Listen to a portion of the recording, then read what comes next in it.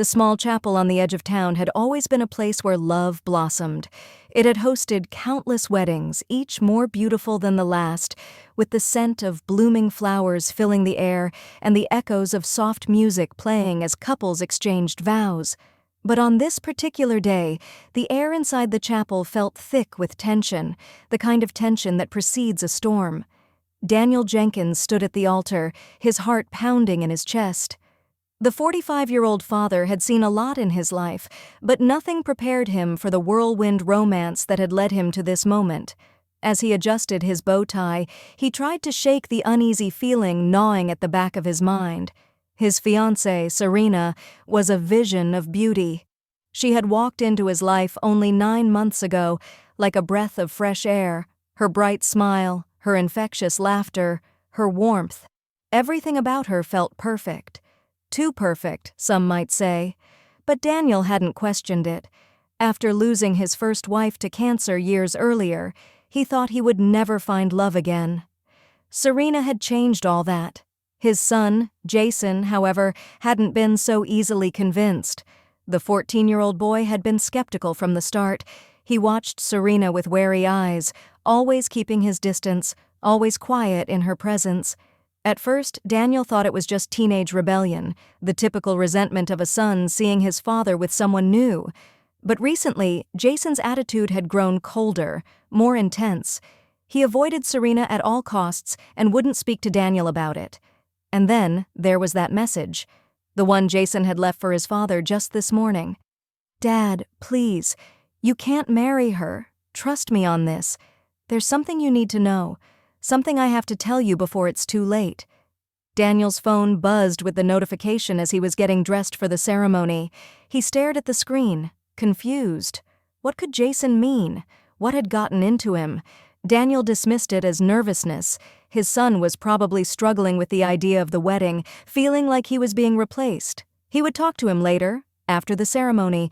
There was no reason to spoil the day. But as the moments ticked by, the message nagged at him, louder and louder in his mind. Serena was finishing up her makeup in a side room while the guests started to arrive. The chapel was decorated with soft white roses, candles glowing along the aisles. Daniel took a deep breath and looked out into the small gathering of friends and family. Everything was in place. The perfect day. But something still didn't feel right. The door to the chapel creaked open. Jason appeared, his face pale, eyes wide, his breath coming in short bursts. He looked like he had run all the way from home.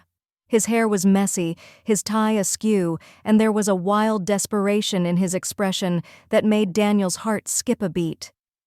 "Dad!" Jason's voice broke the silence of the chapel. All heads turned to him, the whispers starting immediately. "Dad, stop. You can't marry her." Daniel froze. The officiant looked confused, and the guests murmured among themselves. Serena hadn't emerged yet, but everyone could feel the sudden shift in the atmosphere. Jason stormed down the aisle, his hands clenched into fists, tears brimming in his eyes. "What are you doing, Jason?" Daniel asked, trying to keep his voice steady. "What's going on?" Jason stopped in front of him, panting. "Dad, please, you have to trust me. Serena's not who she says she is." Daniel's stomach dropped. "What are you talking about?"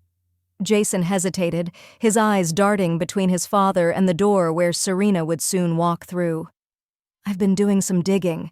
I didn't trust her, so I looked into her past. There's something she's hiding, Dad. Something terrible." Daniel's pulse quickened. His son had always been curious, always asking questions and digging into things that piqued his interest. But this was different. This was serious. He felt the weight of the moment pressing down on him. Before Daniel could respond, the chapel door opened again, and Serena stepped inside. She looked radiant, her white dress flowing around her like a cloud. But as her eyes landed on Jason, her smile faltered, replaced by something darker, something cold. "Jason," she said softly, her voice dripping with forced calm. "What are you doing, sweetheart?" Jason took a step back, his face tightening with fear. "Don't call me that," he muttered under his breath. Don't act like you care." The room fell silent, the tension thick enough to cut with a knife. Serena's eyes narrowed ever so slightly, a flicker of something predatory flashing in them. Daniel's mind raced. What was happening?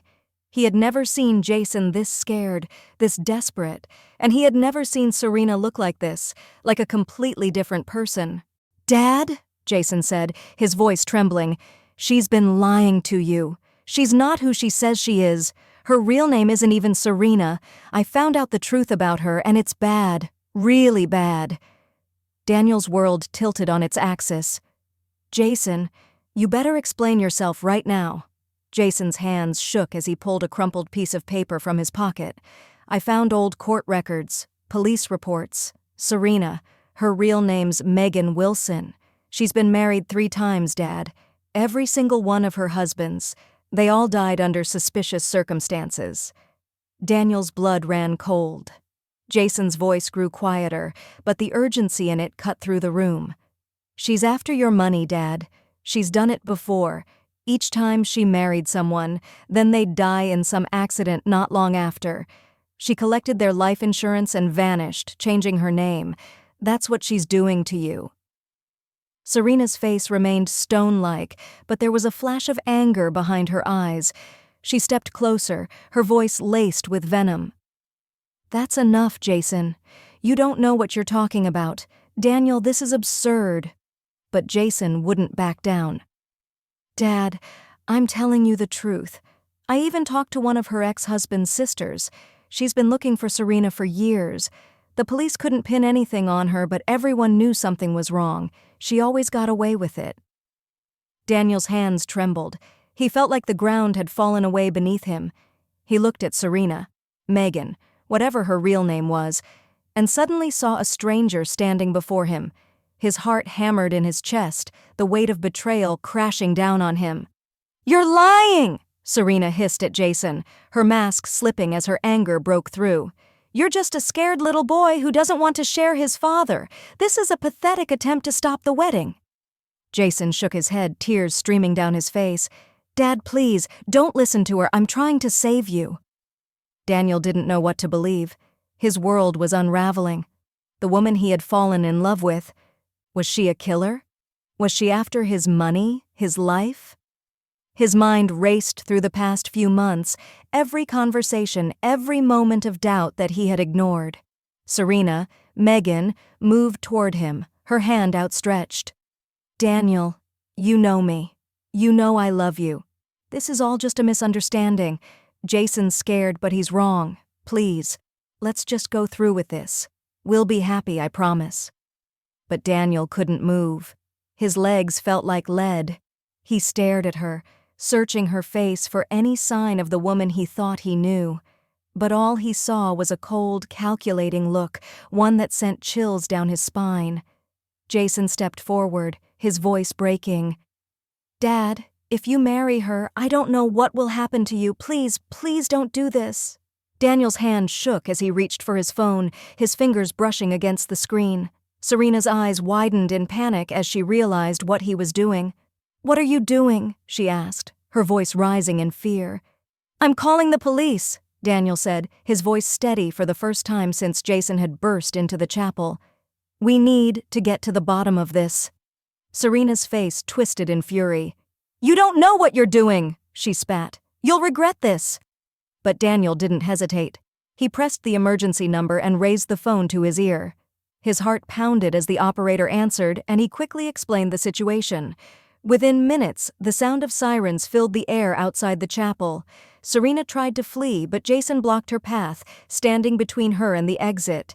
The guests watched in stunned silence as the police arrived, handcuffing Serena as she screamed and struggled. Daniel stood there, numb, as his world crumbled around him. He had been moments away from marrying a woman who, if Jason was right, had been planning to kill him. His chest tightened as he watched Serena being taken away, her eyes filled with cold hatred. Jason stood beside him, his shoulders slumped in exhaustion and relief.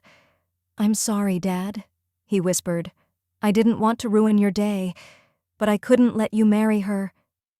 Daniel knelt down and pulled his son into a tight hug. "You saved my life, Jason," he said, his voice thick with emotion.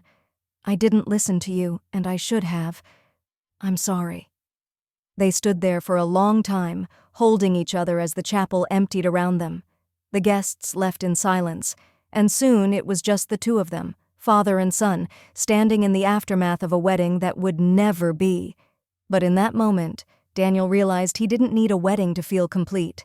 He had Jason, and that was all that mattered.